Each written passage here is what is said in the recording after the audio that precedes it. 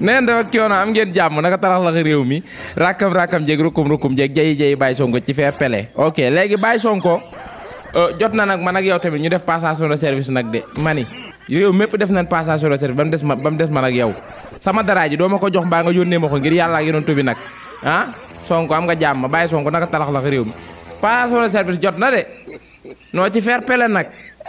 voilà bu yàggul dara nga fi sol sama dara laajuma la droit d'auteur laajuma la dara léegi doo ñëw ñu def passation de service nag wax dëgg yàlla nga jël sa dara ma jël sama dara ci fair play wala nga fay ma samay droit d'auteur na def ak coono Baye Sonko am nga jàmm mën a xëri mani ñëw ñu def passation de service bokk dara ji sonn na de voilà mënu ma yor dara national mu ñaata weer la dara ji ku folle ko ci nguur rek dara ji la folli na ngeen def ak coono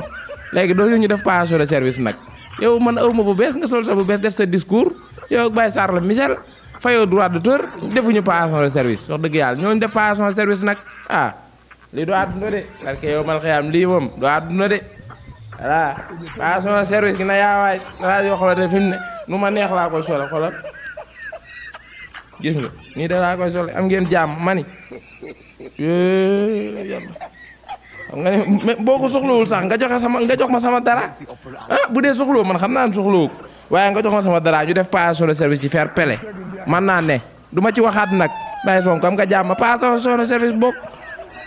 yow réew mépp yow ñëpp def nañ passation de service ba mu des man ak yow lan moo tax loolu nag wax dëgg yàlla kañ nga ñuy taxaw nga jox ma sa dara ma jël sama dara nga jël sama dara ji ma jël sa dara déet wax dëgg yàlla nag passation de service war naa am noo ci fair play waaw wala nga fay ma droit d'auteur voilà parce que nag sama dara nga fi sol ci fair play dara national xërëy borom réew mi ku ne de curux di ko calamte di sol dara national ci fair play léegi nag doo woote passation de service wax dëgg yàlla waaye jëlal sa dara jox ma sama dara nag waaye passation de service wala lii kenn xàmmeetul kanam geeg ginnaaw bi damay sol rek nu ma neex laa koy sole neen def ak coono daa mel ni faari noonu ni mu duggee waaw côté yooyu la ok léegi Ndeye Fatou xol baa ngay bax ndëkkata xol baa ngay fuur dama ne Ndeye Fatou Ndiaye Sen TV xol baa ngay fuur gars yi neen déglu Ndeye Fatou Ndiaye Sen TV ndëkkata plus am nga jàmm mbaa kenn yebu la léegi nan déglu Ndeye Fatou Ndiaye daal di ñëwaat ci fair play Pastef mënoon na bañ a nekk débat national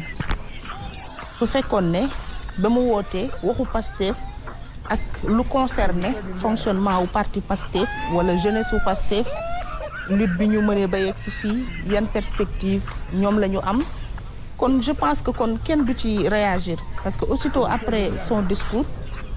volet des bois verts moo amoon ci espace bi ak ci opinion bi du ko waral parce que am na ñoo xam ne dañu sentir ne dañu leen viser à travers ce discours d'abord la presse ensuite l'opposition la nouvelle opposition en tête de peloton le Benno Bokk Yaakaar ou la PR sax je dirais parce que ñoom ñoo nekkoon aux commandes ci discours bi le président du parti Pastef ni ñi fi nekkoon li ñu yàq bëri na li ñu jël dafa bëri jël bi bëri na moo tax def leen tuuti bu ngeen xaaree tuuti di ngeen gis ne justice dina def liggéeyam pour man loolu moo indi ay réaction parce que moom bu doon waxu partem wala lu jëm ci seen mbiru parti kon kenn du réagir parce que affaire kenn nekku ci loolu seen pootum biir la amul problème mais bu fekkee ne ci biir rencontre avec sa jeunesse daf ci laal ñeneen ak ñooñu nag sañ nañu wax et c'est pas la première fois defoon na fi une vidéo bi ñuy annoncé journée set setal bi mu wax ne def leen ndànk tuuti tamit dans quelque temps dina am ay poursuites judiciaires la deuxième fois muy discours dimanche muy une deuxième intervention axée sur li nga xamante ne ñun ndeysaan bizarrement dëkk bi ñi gañe ñoo gën a mer bizarrement ñi gañe ñooy xuloo ñi gañe ñooy attaqué ñi gañe ñooy mais c'est quoi le problème ñun amuñu benn problème. ñun duñu naan ndox vous s'acharnez sur des gens qui les tegul fenn. on s'acharne sur qui. ci ñëpp. on s'acharne sur qui. on vous suit. non je vous respecte. on vous suit du matin au soir. je vous respecte. li ngeen di wax yëpp dara non xoolal monsieur kii. je vous respecte. je respecte votre leader. vous allez souffrir. et je respecte vous votre allez leader. souffrir. donc vraiment quelle souffrance mais apparemment c'est vous qui souffrez hein. xamoon naa ne bu Ousmane Sonko wàññee dund bi ndax moo doon le seul débat télé boo xam ni maanaam Bougane Gueye Dany ci benn côté bi moo ko def nag parce que télé boo xam ni man gisuma fa professionnel du bu góor bi du bu jigéen bi maanaam ana seen ay professionnel maanaam wala ngeen jël débat yi jox ko Père Mbaye ma ngoone bokk ma ni wala ngeen jël débat yi Sen TV raxas Bougane Gueye raxas Sen TV jël débat yi jox ko Père Mbaye ma ngoone man xamoon naa ni Ndeye Fatou yow da ngaa soxor tu es méchante barke yow man xuloo jël basar je parle dans la haute voix tu es méchant da ngaa soxor barke yow man xuloo jël basar Ndeye Fatou Ndiaye Sen TV da ngaa soxor yow nag tey laay doog a xam ne yow da ñoo iñaane yow tey laay doog a xam ne suñu pouvoir dañu koy iñaane yow wàññi dund nga doon jooy Ndeye Fatou wàññi dund n'est-ce pas wàññi nañ dund bi amatoo loo wax maintenant nee nga ñun ñi gagné ba pare ñun ñoo mer au contraire ñun lan la ñuy mer ñun ñoo ngi baax Ndeye Fatou barke yow man xuloo jël basar ñoo ngi baax li la bàyyi booy wax nag lu leer naññ la barke yow man xuloo jël basar booy def émission Ndeye Fatou jëndal glace mbuusu glace seerul fukk lay jar mbuusu glace seerul fukki lay jar nga teg ko sa wet bu dul loolu di nga crise cardiaque non lii am na parce que nag yow sa xol bon na non Ndeye Fatou nag oh tey laay doog a xam ne tu es méchant barke alxuraan da ngaa soxor maanaam yow waa Pastef maanaam le problème se pose mooy yow waa Pastef Ndeye Fatou ñun du ñu nag yow xanaa xamoo yow ñun du ñu nag yow xanaa xamoo bu caaxaan jeexee dëgg des c'est que ñun ñoo mën a farce rek ku ci mel ni man loo wax mu jël ko farce ko yéegal ko ba mu yéeg mais barke alxuraan amoon niveau pour wax la dëgg rek journaliste wërngal këpp barke yow man xuloo jël basar tu fais partie des journalistes le plus nullards dans ce pays ku corrigé yaa xam parce que yéen maanaam du ngeen ay journalistes daggasante ngeen def ci plateau yi tu fais partie des journalistes ou des chroniqueurs le plus nullards dans ce pays ku corrigé yaa xam bokk nga ci journalistes yi gën a nul ci mim réew barke yow man xuloo jël basar Ndeye Fatou bu ñu waxantee dëgg te yàlla tax man gisuma ci yow xam-xam gisuma ci yow xam-xam ci côté politique non bu fekkee am nga beneen talent Ndeye Fatou jëm ko daj ñu xool ba xam mais ci côté politique amoo ci xam-xam amoo ci expérience parce que xol ngay waxee te politique diisoo la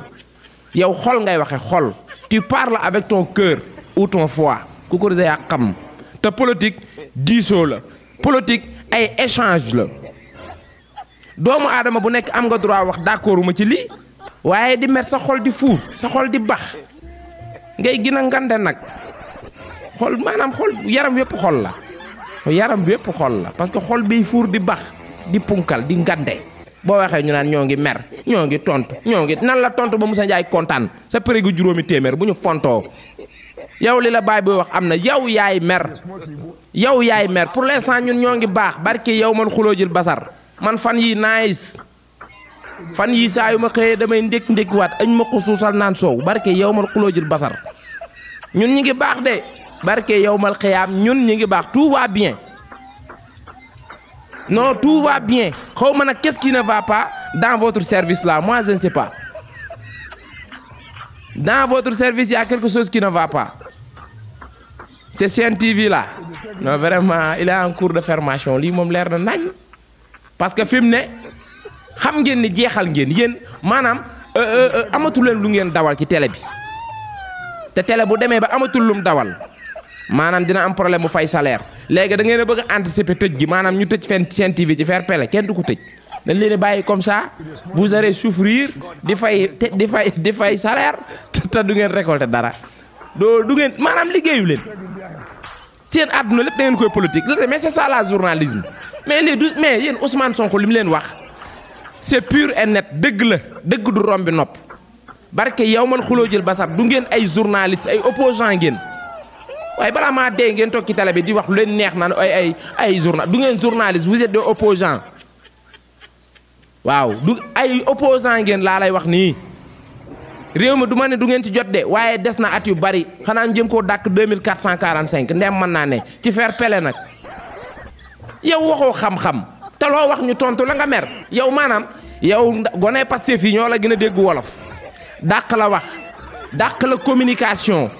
gin laa xam politique te ñun jànguñu ko man lii ma jaaxal ci mim réew Sénégal rek ngay gis journaliste bu jàng maanaam man daal waa xanaa léegi école journaliste est-ce que jotul bu fekkee nii la ñuy formé gars yi nii ñu xoolaat ko saytu ko maa ngi jéggal de fair play laa woot dama ne journaliste yi seen école bu fekkee nii la ñuy formé ay journaliste est-ce que jotul ñu xoolaat am dañuy génn yor seen jikkoy bopp wala dañuy génn yor seen jikkoy bopp ay journaliste yoo xam ni maanaam dañ ne dañoo jàng am seen i këyit am seen i diplôme ci métier journaliste te dul rek fenn rek ci fair play maa ngi tub ci kàddu yi duñ wax dëgg mais man daal mais lii mooy journaliste lii mais gars yi nan wax li fi ne mais ana journaliste ak maanaam jël ay fee teg ko maanaam di débat naan lii du yoon lii mooy yoon lii noonu naa ay taskate xibaar ngeen am ay dialogueur ngeen wuy ma damay laaj ma ne ay dialogueur ngeen yéen da ngeen di dialogue rek yéen au lieu que ngeen woo nit ki waxtaan ak moom ci li xew ci réew mi non da ngeen koy woo di dàggasanteeg moom ci plateau yi avec ça ñu ne lii ma yéen du ngeen ay journaliste de ay opposant ngeen on se dit la vérité bu fekkee lii ngeen jàng ci école ba non école ba jar na taxaw seetlu bu fekkee ne da ngeen a génn yor seen jikkoy bopp ñuus leen ay yari Dakar jot na parce que nag li ngeen def nii du théorie di pratique ak soxor la akuk iñaan ci fair play waaye lii da ngay waay vous êtes méchant waaye Ndeye Fatou tu es méchant barke yow mal xiyam da ngaa soxor yow da ngaa soxor Ndeye Fatou booy defati émission jënd glace teg sa wet non deel jënd glace teg sa wet voilà deel jënd glace teg sa wet parce que da ngaa soxor instant bii maanaam amatoo loo wax. Baye Sonko est déjà close le débat de ce pays kon déjà ñun ñooy opposition ñun ñooy xool li Baye Sonko war a def ñu kaas ko ñun ñooy xool li Baye Sonko di def it ñu koy wane ñun ñooy opposition ñooy parti au pouvoir xanaa tiit ngeen maanaam ñun ñooy opposition ñun ñooy parti au pouvoir xanaa xam nga Baye Sonko le pays réclame la réduction de carburant ma xaaral ay ñun ñooy opposant yi Baye Sonko essence daa seer amuñu opposant ma ne Baye Sonko pays bi réew mi neen nga wàññi essence it seer na wax dëgg yàlla gasoil mën naa ne essence ak gasoil dañ ko wàññi ñun gars yi nañu xam ne ñooy opposant ñooy parti au pouvoir ci fair play ku ko disee yaa xam beneen bi ci topp Baye Sonko machine bi jàpp sàcc indi na ko ci réew mi ci fair play machine bi nga xam ne day jàpp sàcc ci fair play dañ leen di présenté machine bi ci fair play xam naa seeni xol dina gën a tee bon bismillah mon ami mon frère non dafa coono présentez-moi la machine dëgg yàlla. salaamaaleykum gars yi tey annonce bu graaw laa leen di def nii li ngeen di gis nii la ñuy woowee Kenbox li ngeen di gis mooy fii ci biir Sénégal premier ministre Ousmane Sonko sax validé na ko da ngeen bëgg a preuve baa ngi nii validé na ko premier bi mi ngi Touba instant yi nii di bégloo waa Touba. xam ngeen lu tax Kenbox am solo. loolu maa koy wax li tax Kenbox am solo dafa doon benn machine boo xam ni maanaam li ko wër yëpp ay caméra de surveillance la waxuma la caméra de surveillance su Macky Sall li mu defoon ci pont yeeg ñoom seen yooyu de SD yooyu nga xam ni nit mën naa dikk sàcc ba dem bu ko filmé boo jëlee vidéo bi di ko xool ki sàcc sax doo ko mën a gis ndax vidéo yi SD la maanaam haute définition la Baye Sonko indi maanaam. box bi caméra yu ko wër maanaam caméra bu ab télé yor ci réew mi rek caméra bi ko gën a leer 250 mètres